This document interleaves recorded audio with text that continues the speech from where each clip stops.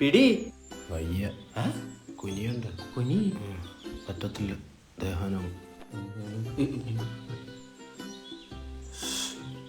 എന്തോ ചെയ്യുന്നു? അച്ഛൻ പറഞ്ഞ വണ്ടി കഴുകി വയ്ക്കാൻ.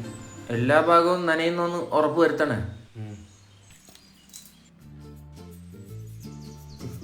ഇവിടെ ഒന്നും വേണ്ട. സെയിൽസ്മാൻ അല്ല, ഇവിടെ ആർക്കും കൗൺസിലിംഗ് വേണമെന്ന് പറഞ്ഞു. എൻ്റെ ചേട്ടന് പുള്ളിക്കാരന് ഭയങ്കര മടിയാണ്. ഇട്ടേക്കുന്ന ഉടുപ്പ് വരെ മാറിയിട്ട് ഒരു മാസമായി.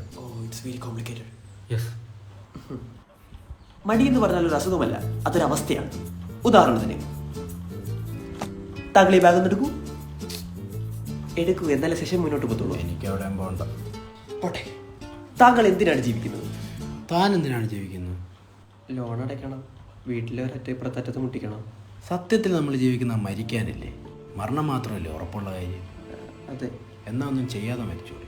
വേണേ മരിക്കാം. ഇപ്പൊ തന്നെ ഡോക്ടർക്ക് എന്തുമാത്രം പ്രശ്നങ്ങളുണ്ട്. അത് മാത്രമേ ഉള്ളൂ. കാരണം ഡോക്ടർ ഒരുപാട് കാര്യങ്ങൾ ചെയ്യുന്നു, ഞാനൊന്നും ചെയ്യുന്നില്ല. അതുകൊണ്ട് എനിക്കൊരു പ്രശ്നമില്ല.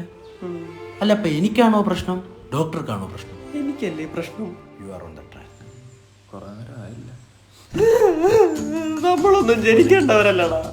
എനിക്ക് നീ മരിച്ചാ മതി. അങ്ങനെയൊന്നും പറയരുത്. സത്യത്തിൽ ഈ മടിയെന്ന് പറയുന്നത് അതൊരവസ്ഥയല്ല, പിന്നെ അതൊരു വിനോദമാണ്.